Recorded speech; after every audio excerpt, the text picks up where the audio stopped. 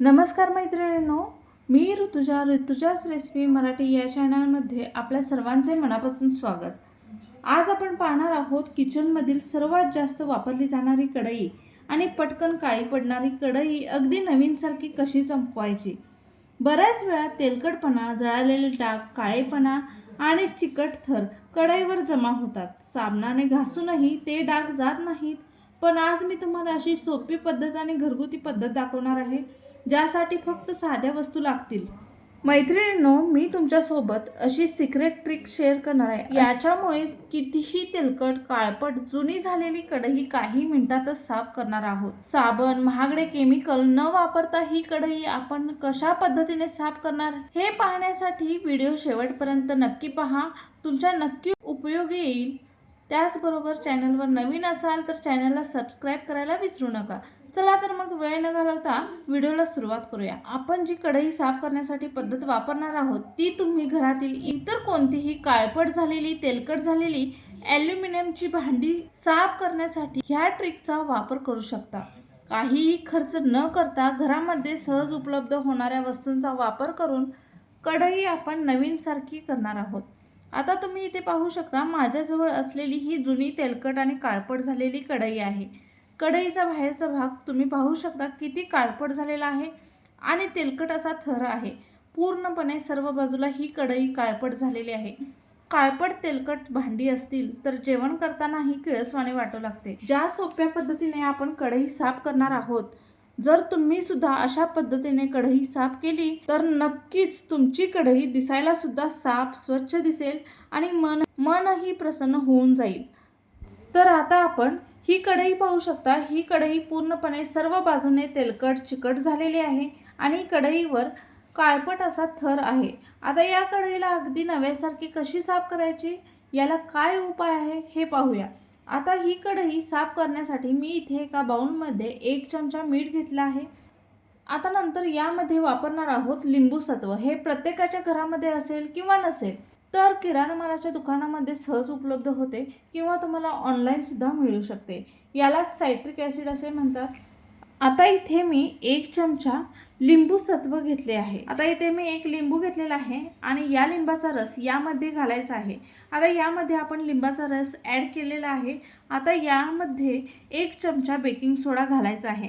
आता हे मिश्रण चमच्याच्या साहाय्याने मिक्स करून घ्यायचं आहे. तुम्ही आता इथे पाहू शकता की मी हे मिश्रण व्यवस्थितपणे मिक्स करून घेतलेले आहे.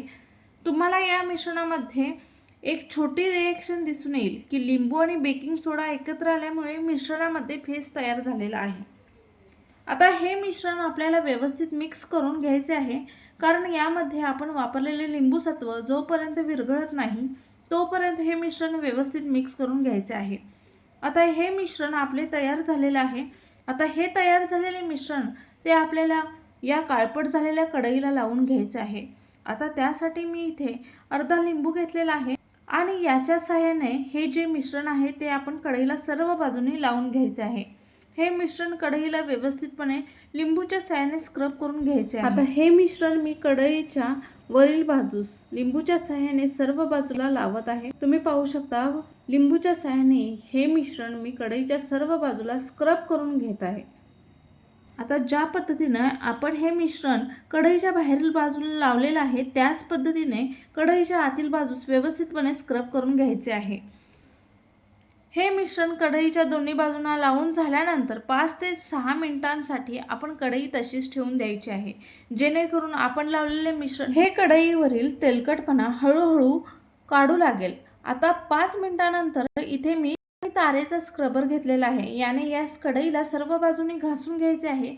शक्य होईल तेवढे जास्त घासून घ्यायचे आहे. आता आपण या कढईला दोन्ही बाजूनी घासून घ्यायचे आहे. आता घासल्यानंतर 5 मिनिटांनी ही कढई स्वच्छ पाण्याने धुवून घ्यायची आहे. आता ही कढई धुवून घेतली आहे, तुम्ही पाहू शकता.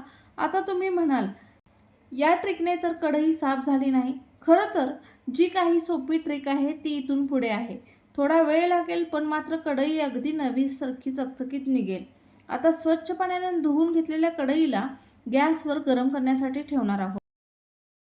आता मी इथे कढई 5 ते 6 मिनिटांसाठी गॅसच्या हाय फ्लेमवर गरम करण्यासाठी ठेवले आहे. आता या गरम झालेल्या कढईवर आपल्याला सर्व बाजूनी मीठ टाकून घ्यायचे आहे। थोड्या पाण्याचा वापर करून मीठ कढईला सर्व बाजूनी लावून घ्यायचे आहे। आता आपण गॅसची फ्लेम बारीक करायची आहे आणि तारेच्या घासणीने थोडे घासून घ्यायचे आहे। आता तारेच्या घासणीने घासताना तुम्ही चमचा वापरू शकता, कारण हाताला भाजण्याची शक्यता असते, पण मी इथे भाजू नये म्हणून 2 घासणे एकत्र करून घासून घेतलेले आहे। आता तुम्ही इथे पाहू शकता मीठ कढईला पूर्णपणे सर्व बाजूला लावून घेतलेले आहे। आता कढई चांगली गरम झालेली आहे, तर गॅस बंद करायचा आहे आणि एखाद्या चमच्याच्या किंवा चाकूच्या साहाय्याने हलक्या हाताने कढईला असलेले हे तेलकट थर आहेत त्याच्यावर घासायचे आहे। अगदी हळूवारपणे करायचे आहे, कढई गरम असल्या कारणाने भाजण्याची शक्यता असते। जेवढे शक्य होईल तेवढे चाकूच्या साहाय्याने हे थर काढून घ्यायचे आहे। तुम्ही इथे पाहू शकता कढईचा वरचा काळपट थर निघायला सुरुवात झालेली आहे। इथे माझ्या शेगडीवर कढईचा काळपट थर निघालेला आहे। आता आपण पुन्हा कढई गरम करत ठेवायची आहे आणि तारेच्या घासणीने घासायचे आहे। तुम्ही पाहू शकता इथे कढईच्या बाहेरील काळपटपणा निघू लागलेला आहे।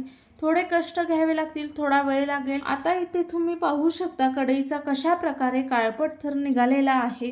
ज्या पद्धतीने आपण कढई गरम करून घेतली आहे, घासणीने घासले, तोच प्रकार आपल्याला इथे 2 ते 3 वेळा करायचा आहे। आता मी इथे 2 ते 3 वेळा कढई गरम करून घासलेली आहे। तुम्ही अशा पद्धतीने 2 ते 3 दिवस पुन्हा कढई गरम केली आणि घासली तर तुमची कढई नव्यासारखी दिसू लागेल। पण मी पुन्हा 15 ते 20 मिनिटांसाठी कढई चांगली गरम करून घेतलेली आहे आणि चाकूच्या साहाय्याने पूर्णपणे यावरील काळपट थर काढून घेतलेला आहे।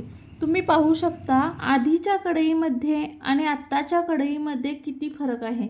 आता गरम कढईवर माझ्याकडे हा ब्रश आहे, हा ब्रश तारेचा ब्रश आहे, तुम्हाला बाजारात सहज उपलब्ध होतो। याच्या साहाय्याने कढईला व्यवस्थितपणे घासून घ्यायचे आहे। तुम्ही इथे अजिबात प्लॅस्टिकचा ब्रश वापरायचा नाही आहे। गरम कढईमुळे वितळण्याची शक्यता आहे। शक्य होईल तेवढे कढई गरम असतानाच घासून घ्यायचे आहे। डाग सहजपणे निघतात, जास्त कष्ट घ्यावे लागत नाही। आता इथे पाहू शकता कशा प्रकारे ही कढई स्वच्छ साफ झाली आहे। कोणत्याही प्रकारचे काळे थर, तेलकटपणा नाही आहे। आता नंतर यावर आपण आपल्या घरात असणारी डिटर्जंट पावडर टाकून घ्यायची आहे आणि व्यवस्थित घासून स्वच्छ पाण्याने धुवून घ्यायचे आहे। रिझल्ट तुम्ही पाहू शकता तुमच्या समोरच आहे। किती काळपट झालेली कढई स्वच्छ आणि साफ झालेली आहे। परंतु अशा प्रकारे कढई साफ करताना तुमच्या घरातील लहान मुले असतील तर यांना दूर ठेवा आणि अशा प्रकारे कढई स्वच्छ सुंदर नवीन चमकू शकता। तुम्ही इथे पाहू शकता कढईला छान अशी चमक देखील आलेली आहे।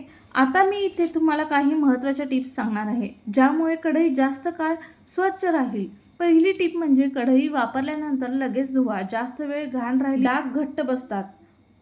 दुसरी टिप, खूप जास्त आचेवर रिकामी कढई ठेवू नका, तळ पटकन काळा पडतो। तिसरी टिप म्हणजे आठवड्यातून एकदा बेकिंग सोडा आणि लिंबाने डीप क्लीन करा।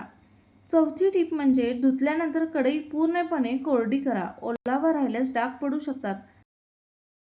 आता शेवटी एक छोटी पण खूप उपयोगी ट्रिक सांगते। जर कढई खूप जास्त जळाली असेल तर त्यामध्ये गरम पाणी किंवा बेकिंग सोडा घालून 10 मिनिटे उकळा। यानंतर घासल्यानंतर जळालेले थर पटकन निघतात। ही ट्रिक नक्की वापरून बघा।